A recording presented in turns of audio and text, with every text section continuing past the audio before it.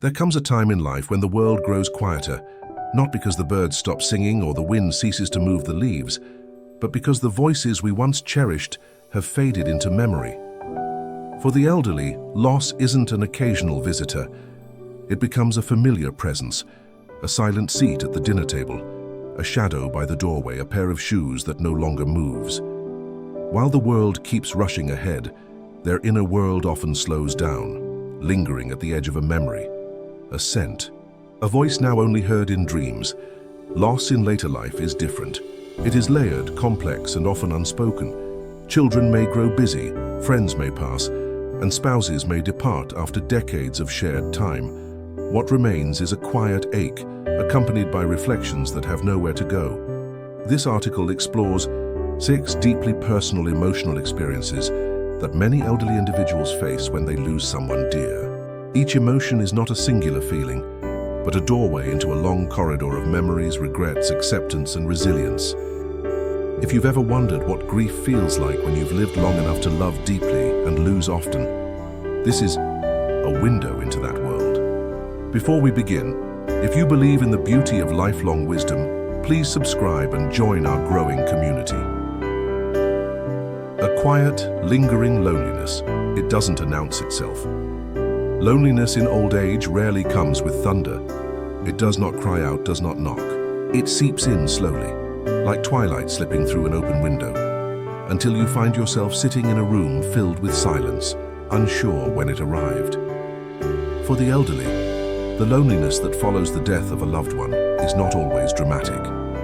It's quieter than sadness, more constant than tears. It is not the kind that asks to be held. It is the kind that lives beside you every day without saying a word, the shape of empty space. When someone we love dies, they leave behind more than memories. They leave behind spaces. An empty seat at the dinner table, a favorite sweater folded neatly in a drawer, a toothbrush still resting by the sink. These small absences speak louder than any eulogy. For a younger person, grief often takes the form of immediate sorrow. It's a wave that knocks them off their feet. But for older adults, especially those who have shared a life, a home, and daily rituals with the deceased, grief settles like dust. It gathers in corners. It rests on the surfaces of life. The quiet becomes louder. The days stretch longer. The familiar voice that used to respond to a simple, "Did you sleep well?" is gone. And so the morning coffee, the evening walks, even the folding of laundry, each act becomes a solitary ritual, a ceremony in the presence of absence. When silence feels heavy, there is a kind of silence that brings peace, like the hush of a calm lake at dawn. But there is another kind that feels like pressure behind the ribs. The elderly often face this kind. It's not just that no one is speaking, it's that the one voice they need, the one they've grown to depend on, no longer fills the room. Phones may ring, grandchildren may visit, neighbors may wave from their porches, but none of it truly breaks that inner silence. Because what is missed is not just company, it is companionship. The kind built not in loud laughter or grand adventures, but in the steady rhythm of everyday life. One widow in her late 70s once whispered, "I still set the table for 2. She laughed softly, embarrassed, as if caught in a mistake. But it wasn't a mistake. It was muscle memory, it was love. And it was loneliness folding itself gently into her hands. The difference between alone and lonely, it's important to say, not every elder who lives alone is lonely. And not every elder who is surrounded by people feels seen. Loneliness in old age often comes not from being alone, but from feeling left behind. From the realization that those who understood you best, your partner, your siblings, your oldest friends, are no longer here to share your language of life. Conversations with others may still happen, but they float on the surface. The depth is missing. The history is gone. Imagine hearing a favorite song, but the harmony is missing. That is what conversation can feel like after loss. The music is there, but the soul of it, familiarity, nuance, shared memory is gone. The longing for shared presence. More than anything, what the elderly often crave after loss is not words, not answers, not even comfort. It is presence. The presence of someone who knows your stories without needing to be told. someone who can sit beside you in silence and still make you feel understood. When such a presence is gone, time can grow thick. The hours don't rush, they linger. Days become slower, meals quieter, and sleep more fragile. A man once said, "She's been gone 5 years, but I still turn to tell her things." His voice did not break. He wasn't crying, but in that quiet sentence lived a world of longing. A reminder that grief does not age the way the body does. It stays tender, hidden behind the face of time. The paradox of grief in later years here is the paradox. In old age, many people grow used to being alone, but that doesn't mean they ever grow used to missing someone. They may not say it aloud.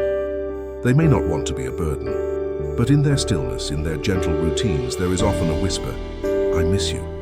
I wish you were still here." And that longing, quiet as it may be, shapes the rest of their days. A gentle reflection. If you know someone elderly who has lost a loved one, don't just ask them how they're feeling. Ask them what they remember. Let them tell you about the garden she loved, or the way he always fell asleep during movies. Let them speak, not just about the person they lost, but about who they are in the echo of that love. Because loneliness, though it may not be healed by company, is softened by remembrance. And in remembering, we offer not solutions, but solidarity. A subtle guilt. That whispers in the night. Guilt doesn't always shout. Sometimes it tiptoes into the room long after the tears have dried, after the guests have left, and after life has seemingly returned to normal. For many elderly individuals, this guilt is not loud or dramatic. It's soft, persistent, and often invisible to others. It doesn't wear the face of wrongdoing. It wears the face of wondering. Did I say enough? Did I do enough? One of the most common phrases whispered in the quiet moments after a loss is, "I wish I had. I wish I had said thank you more. I wish I had been more patient. I wish I had listened more closely. I wish I had been there at the very end."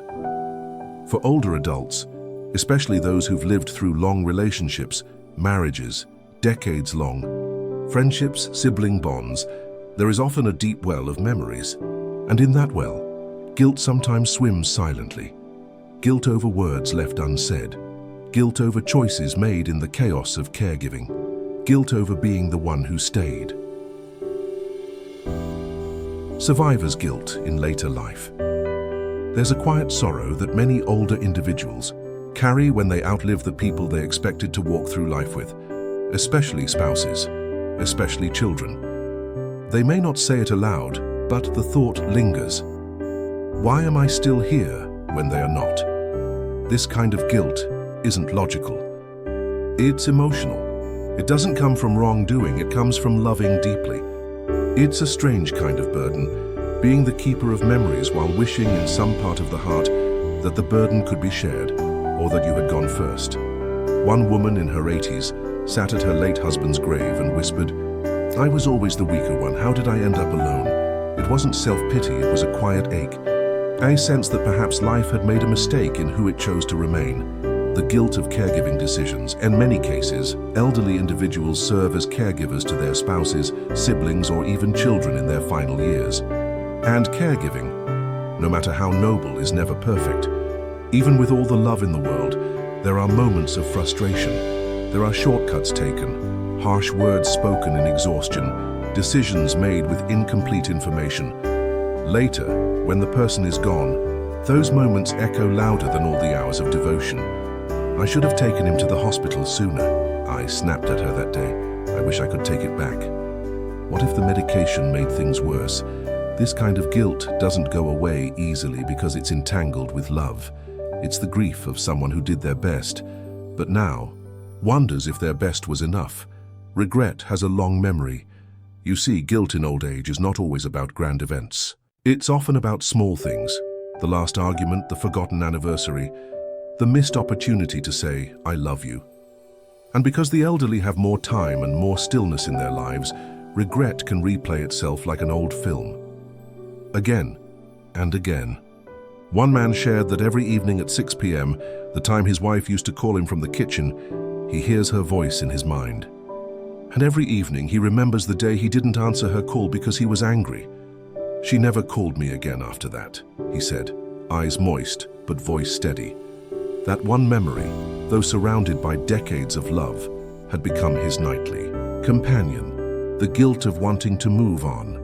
Another kind of guilt rarely spoken is the guilt of healing. Many elderly individuals feel torn when they find themselves laughing again, enjoying a meal, or feeling a moment of peace.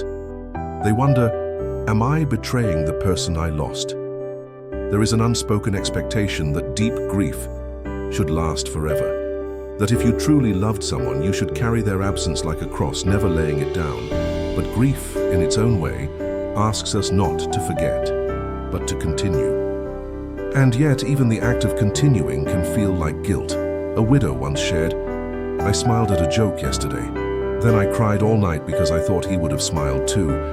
Guilt as a companion to grief. Guilt, for many elderly people, doesn't scream. It doesn't accuse. It doesn't demand punishment. It simply sits beside them, like a quiet visitor, like a shadow at the end of the bed. And yet, it's important to remember, guilt is not always a sign of wrong. Sometimes it's simply a sign of love that had no more time. When we love someone deeply, we always imagine we could have done more because the heart never feels finished. And that's what guilt is sometimes, the soul's way of grieving the unfinished. A gentle reflection. If you have an elder in your life who is grieving, remember this. They may not need fixing. They may not need answers. They may simply need someone to listen, to hold space for their sorrow without trying to erase it. Let them talk, let them cry. Let them share the things they wish they had done differently, because sometimes the greatest gift you can offer is this unspoken message. You did your best, and your best was beautiful.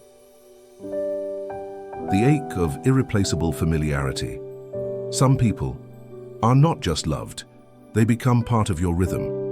You wake and sleep to the quiet beat of their presence. You speak in shorthand, share glances full of meaning, finish each other's sentences without trying. Over time, love matures into something deeper than romance or companionship. It becomes familiarity. And when that person is gone, it is this familiarity that aches the most.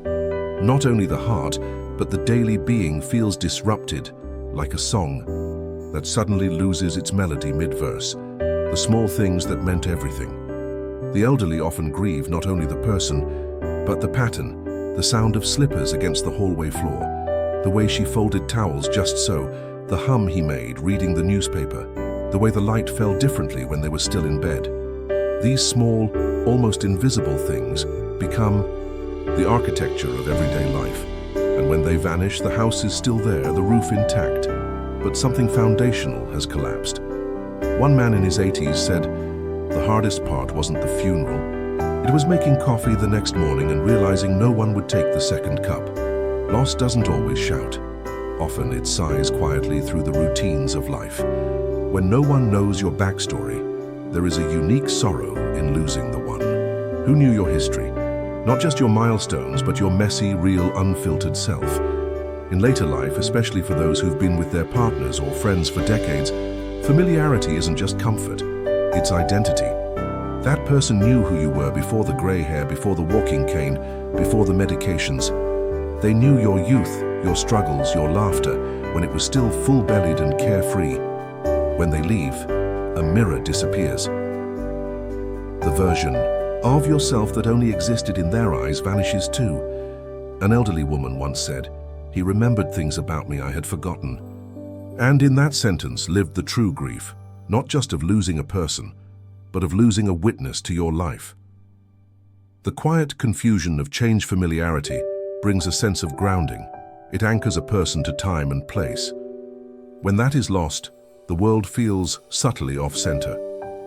The spoon is in the wrong drawer. The garden doesn't smell the same. The house echoes differently, the clock ticks louder. Even the way wind passes through the curtains seems altered. This isn't about logic. It's about the soul adjusting to an absence it cannot explain. For older adults who are often less mobile and more rooted in their space, these tiny disorientations feel enormous. It's not just grief, it's a shift in the internal compass. The coordinates no longer point home because home was never just walls, it was a person. No replacement possible when someone loses a parent in childhood or a partner in early adulthood. There is a cruel hope that perhaps one day someone else might come along, another friend, another love, another chapter. But in later life, the elderly rarely look for replacements, not because they have given up, but because they know some people are simply not replaceable. You cannot remake decades of private jokes, of glances that need no words, of routines built from repetition and affection. You cannot recreate a shared memory of the world as it was 50 years ago, and so the grief remains, not sharp and screaming, but aching and steady. A grief that knows it has nowhere else to go. The comfort of familiar. Pain. Strangely, over time, even the pain becomes familiar. It settles into the heart's rhythm like a background hum. Some days it grows louder, on others it barely whispers, but it's always there. One widow said, "I talk to him every night, not out loud, just in my head, and I like it that way. It makes me feel he's still nearby." Her voice held no desperation, just a quiet peace in the familiarity of the pain, because even grief, when it has lingered long enough, begins to feel like a bridge back to love, a gentle reflection. There is no replacing familiarity, not in old age, not ever. But there is honoring it, living gently in its shadow, allowing its memory to soften the silence. If you are sitting beside an elderly loved one who has lost someone close, you need not search for big words or answers. Just ask, what did they do that always made you smile? And then listen, because in the telling, in the remembering, that irreplaceable presence is felt once more. And for a moment, the ache gives way to warmth. For the weight of unshared memories.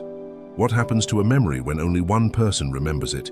This is the question that gently haunts many elderly hearts. When someone close passes away, a spouse, a sibling, a lifelong friend, it is not just their voice that disappears. It is the shared world they carried with them, the private language, the inside jokes, the sacred fragments of lived history. Suddenly, the surviving elder becomes the sole keeper of stories that no one else remembers or understands.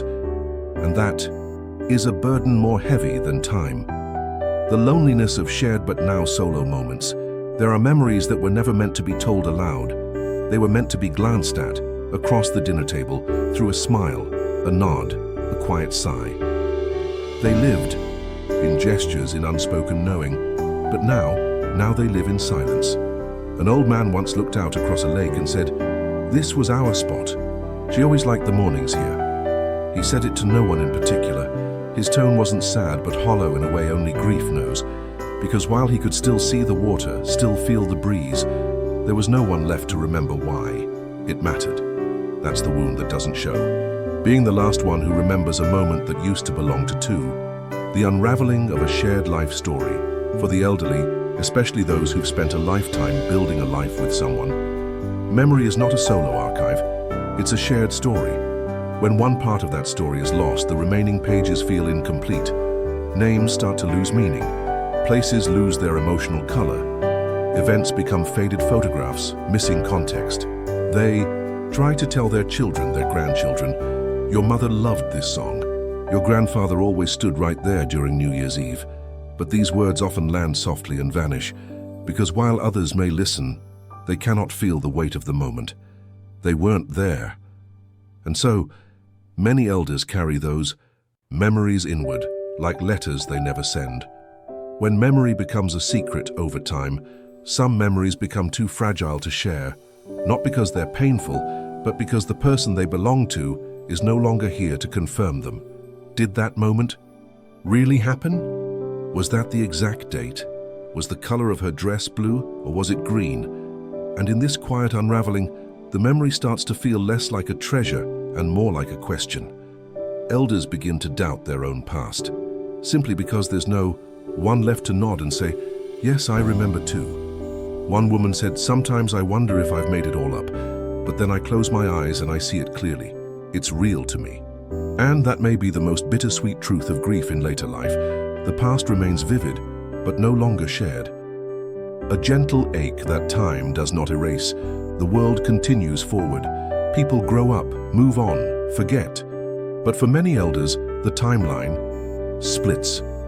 One half lives in the present, the doctor's visits, the quiet afternoons, the ticking clock. The other half lives in memory, vibrant, specific, emotionally alive. It's not that they are trapped in the past. It's that the past is where their deepest connections still reside. And sometimes those memories press gently on the heart, like a question with no answer. Do you remember? But no one replies. The fear that stories will die with you as age advances, another layer of grief emerges. The fear that the stories will vanish entirely. Who will remember the war letters, the homemade soup recipe, the laughter shared under a leaky roof? Who will remember the exact way he held her hand when she was afraid? Elders carry an entire world inside them, and when the last person who shared that world is gone, the responsibility of remembering can feel like both honor and burden. It's not about nostalgia, it's about legacy. One elderly gentleman kept a box of letters written between him and his late wife. He didn't read them often, but he said, "I want them to exist somewhere, even if no one reads them, just so it's not all lost." Third gentle reflection. If you are near an elder, whether parent, grandparent, or neighbor, ask them to tell you a story. Not just any story, but their story.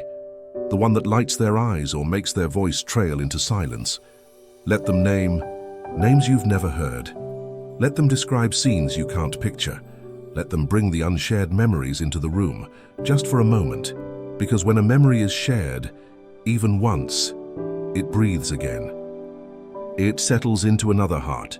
It does not vanish. And in that simple exchange, you become a bridge, not only to the past, but to the love that built it.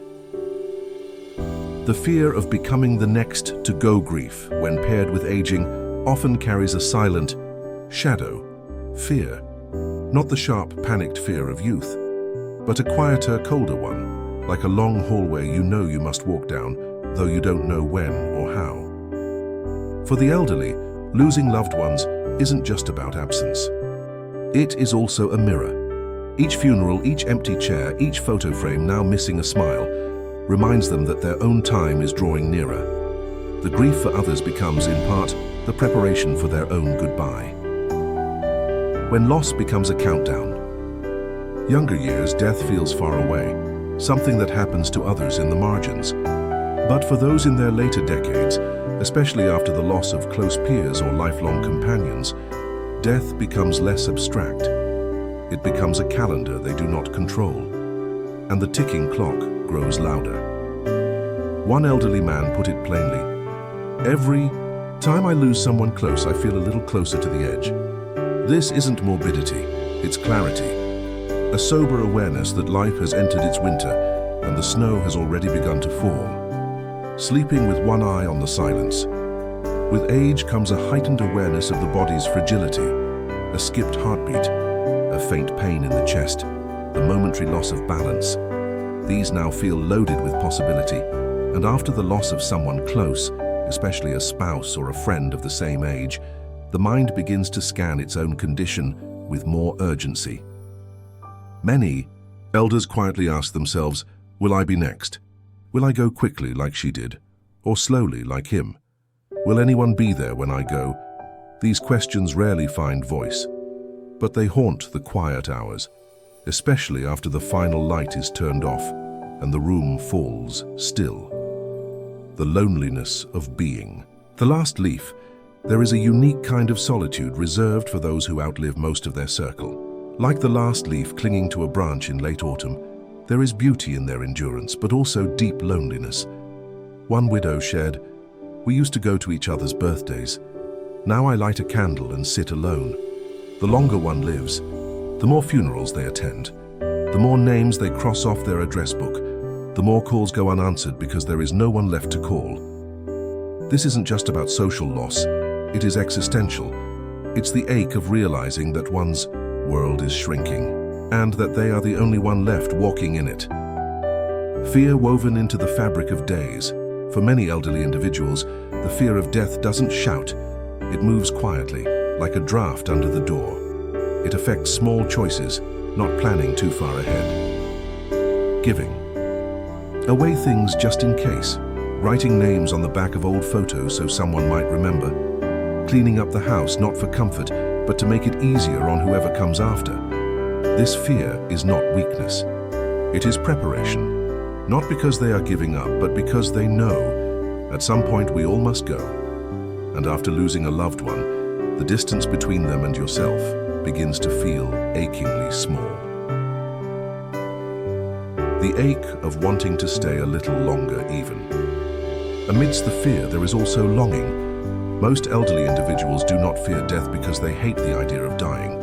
They fear it because they still love living. They still love their morning tea, their grandchildren's laughter, the sound of birds outside the window, the memory of a hand once held.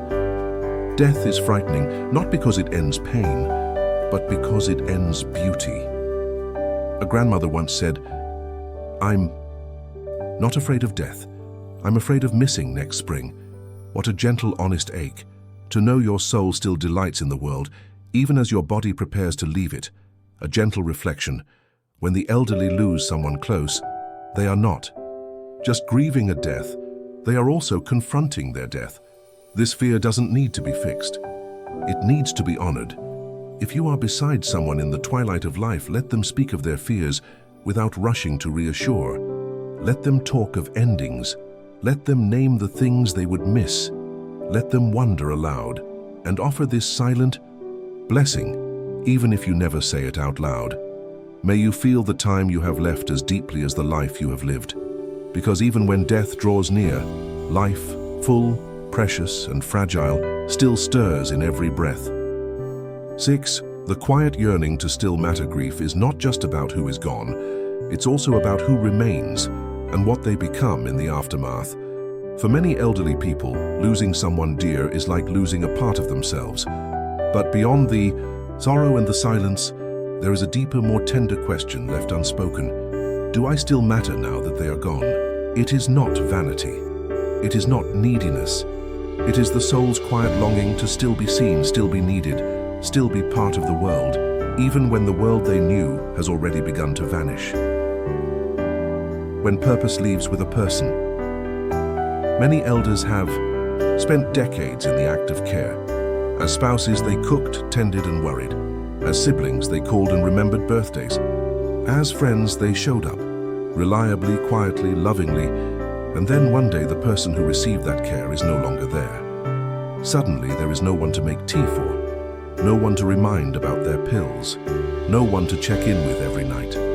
One widow said, "I still put out 2 cups in the morning out of habit, but it's more than that. It's like, I don't know what to do with all this care I still have in me. Because when someone you love dies, you don't just lose them, you lose who you were for them." The ache of invisibility as time goes on, grief gives way to a quieter pain, feeling. Unseen conversations grow shorter, invitations come less often, the phone rings less, the children are busy. The world, it seems, is moving on without them. And in that silence, a deep question arises. If no one needs me, what am I still doing? Here it's not depression, it's disorientation, a longing to feel relevant, a yearning to be more than someone who is merely still alive. One grandfather, after his wife passed, confided, "I used to be part of someone's day. Now I just drift through mine." He didn't say it with bitterness, he said it with softness, the kind that comes after years of being needed and now being overlooked. Small ways the world shrinks. Grief has a strange effect on the elderly. It doesn't only take away the person, it takes away the context, the conversations they used to have. Gone. The jokes only they understood. Gone. The errands, the check-ins, the habits built around the other person, all gone. And without those small interactions, life begins to feel more like waiting than living. Many elders begin to withdraw, not because they want isolation, but because the effort to feel seen becomes exhausting. It's easier sometimes to stay in than to face another day where you feel like background noise in a world that once called your name. Still full of love, with nowhere to pour. It perhaps the cruelest part of loss in old age is not the emptiness, but the overflow. Many grieving elders still have so much love left in them, so much tenderness, so many stories, So many glances, small touches, gentle kindnesses they are still ready to give, but the person they would give it to is gone. And the world doesn't always know how to receive what they still carry. A soft hand waiting to hold, a heart still capable of deep listening, a wisdom polished by years, ready to be shared, all of it remains. And often it sits quietly waiting, hoping for someone to ask, someone to need, someone to simply say, "I'm glad you're still here." A gentle reflection to matter is to be needed, to be remembered, to be part of something. And for those who have loved and lost in old age, this need becomes more sacred, more urgent. So what can we do? We can remember them not just on birthdays or anniversaries, but on ordinary days. We can ask for their advice not just out of respect, but out of genuine interest. We can give them tasks, however small, that allow them to contribute again, not as a chore but as a gift. We can sit beside them and say, "Tell me something I don't know about you."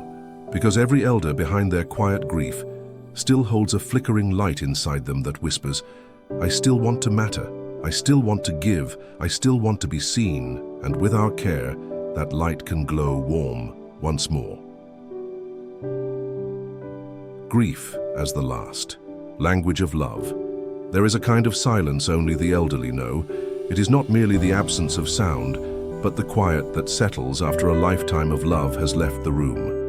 In that silence lives many things, unspoken stories, names whispered into pillows, songs that no longer play aloud but echo within, rooms that once breathed with companionship, now standing still, and yet, in that very stillness, we find the final proof of a life lived with depth. Grief, not as darkness, but as the soft afterglow of love. Because if there were no love, there would be no pain. If there were no presence, there would be no ache in absence. And if the heart had not given itself away so fully, it would not feel this empty now. A tapestry of emotion, woven by time and loss. The 6 emotional experiences we've walked through are not separate threads. They are woven together, tightly, tenderly, inevitably. The deep and aching silence that follows a final goodbye. The disorientation of days suddenly emptied of shared meaning. The painful reshaping of identity in the absence of a lifelong role. The burden of memories carried alone, with no one left to nod and remember. The quiet fear of being next, of watching life narrow into its final stretch. The soft but steady yearning to still matter, to still give, to still belong. Each of these is not a sign of weakness. They are signs of how deeply a person has loved, how much they have given of themselves to another soul, how profoundly intertwined their inner life has been with someone who is now no longer here.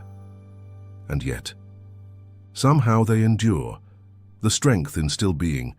Here to grow old is to carry many funerals inside your chest, to lose and yet keep walking, to ache and yet keep making tea, to feel forgotten and yet still offer kindness when someone knocks. To be afraid, but to smile at the rising sun anyway. This is not merely endurance, this is quiet heroism, the kind the world rarely applauds, but which deserves the deepest bow, because every elder who keeps living after loss is not just surviving, they are honoring. The one who is gone by continuing, by breathing, by holding memories, by telling stories, by staying soft in a world that has taken much. If you are grieving now, if you are an elder walking through the long hallway of grief, this is for you. You are not alone in your silence. You are not invisible in your sorrow. You are not finished just because they are gone. Your presence still matters. Your memories still carry weight. Your love, though aching, still reaches outward in small but powerful ways. Let yourself grieve slowly. Let the sadness take its time. Let yourself miss them again and again and again. That is not regression. That is reverence. If you love someone who is grieving, sit with them, not to fix, not to explain, not to distract, but to witness. Because what the grieving elder needs most is not noise, but nearness. Not advice, but presence. Not reassurance, but someone willing to hear the full shape of their sorrow without flinching. Ask them to tell you stories. Ask them what they miss. Ask them what they still dream of even now. You may be surprised by the beauty that still lives inside them. quiet, flickering, enduring. And finally, let us remember, the measure of a life is not only found in its achievements, but in how deeply it was loved and how deeply it grieves. To lose someone and feel each of these 6 emotions is not a sign that something has gone wrong. It means something was right, something beautiful happened, something sacred was shared. And though death takes the body, it cannot take what was woven between 2 souls, the glances, the memories, the quiet mornings, the laughter in old kitchens, the final words, the enduring love. So let the tears come, let the stories be told, let the silence be filled, not with noise, but with presence. And in doing so, may we all learn to hold grief not as a wound, but as the last tender form of love. As we reach the end of today's reflection, take a moment, not to rush forward, but to breathe, to honor what's been lost, and to gently hold what still remains. Grief in old age isn't only about endings, it's also about the quiet strength to carry on, to smile through the ache, to whisper names with reverence, to sit by a window, letting memory and sunlight meet. If today's message found its way to your heart, know that you are not walking this path alone. There are many of us across time and distance who have loved deeply and therefore grieve quietly. Thank you for spending this time with us at Elderly Wisdom Archive. This channel is a soft place to land for every soul navigating age, memory, and meaning. If this video resonated with you, please consider subscribing, leaving a thoughtful comment, or sharing it with someone who might need a gentle word today. And remember, every wrinkle tells a story, every silence holds a name. You are seen, you are remembered. You are still deeply needed. Until next time, take care of your heart and take care of one another. Elderly Wisdom Archive, where every ending holds a whisper of beginning.